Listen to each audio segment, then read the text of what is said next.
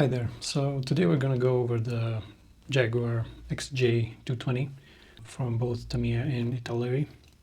So we're going to go over some details for each kit, pricing, contents of the box, and what my recommendation would be.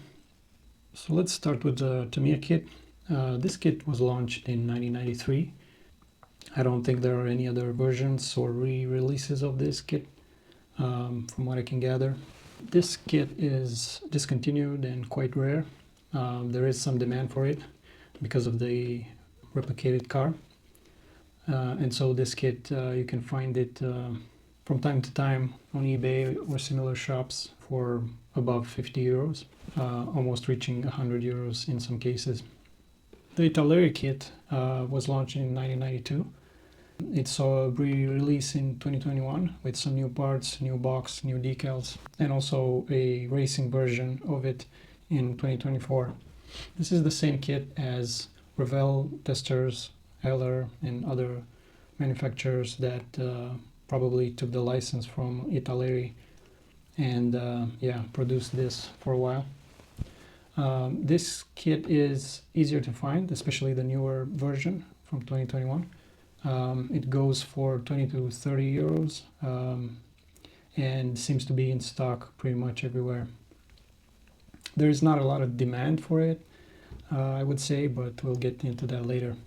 So going over the contents of the kit, we'll start with the Tamiya again. Parts look pretty good. It is quite an old kit, but it still looks good. In classic Tamiya fashion. It's not a very complex kit. You have a few parts, but not a lot. We have the rims, the undercarriage, some mechanical parts, body panels, wing. The engine is molded, but not very detailed.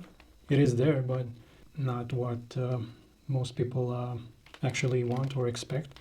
Also the interior, somewhat simplistic. Rubber tires with the bolts to fix them in. And of course the body. Shape looks really good. I think it's the best version of the XJ220. Yeah, as I said, the other companies are all based on the Italeri kit, which, the consensus is that the proportions are not ideal. The Tamiya kit is, a bit better. Here we have the instructions. Pretty standard stuff. Goes over every step by step, almost in a hand-holding way, I would say.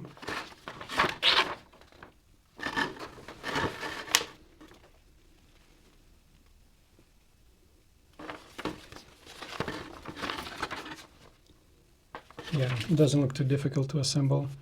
So let's have a look at the Italeri version.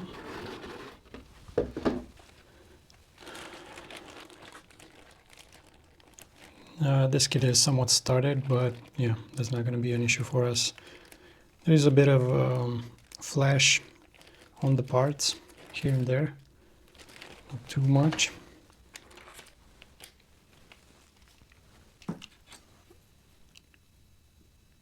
The rims are chromed. Well, I guess looks more like magnesium or something similar, maybe silver. It's not great, but not terrible either. Not a lot of parts for this kit either. It's a medium, I would say average complexity kit. Quite similar to the Tamiya one, with a few exceptions. As I said, the proportions of this kit are known to be not perfect. Also, the stance of it, it's something that kind of pushes people towards the Tamiya kit, but that could be, fixed with a bit of extra work. The parts quality is pretty good. There's a bit of flash, a bit of dimples in the plastic, not too much. Here we have the tires.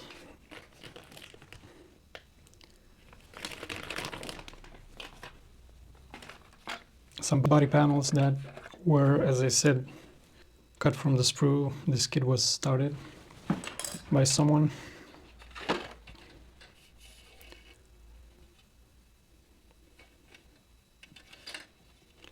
But seems to be all in order. Small decal, some interior parts, some logos. As for the manual, it's in quite a few languages.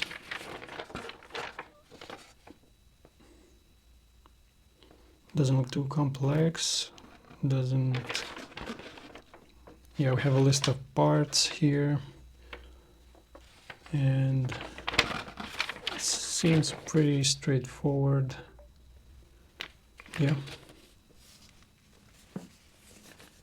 So in conclusion, are both pretty simple kits, beginner friendly, I would say. The difference is that the Tamiya kit seems to have better fitment, better quality overall. That's the general consensus online. Very positive feedback for the Tamiya. Although there are some complaints about the basic engine and some small issues here and there, but overall I think it's the better option. Of course, it's harder to find and more expensive. That's why some people call the Italeri version the budget option. So the Tamiya version is, as I said, the better option.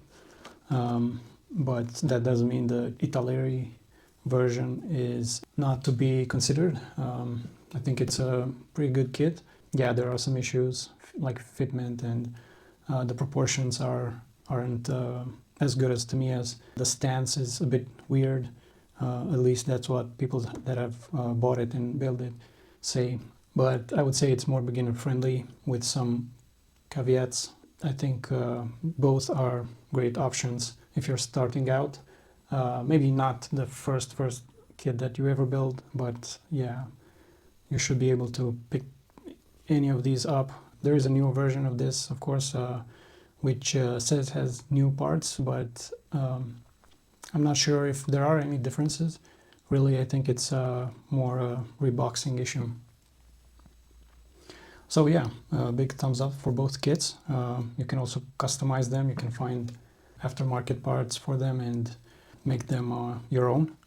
Improve them, go for that super detail look if you want, but they're pretty good out of the box.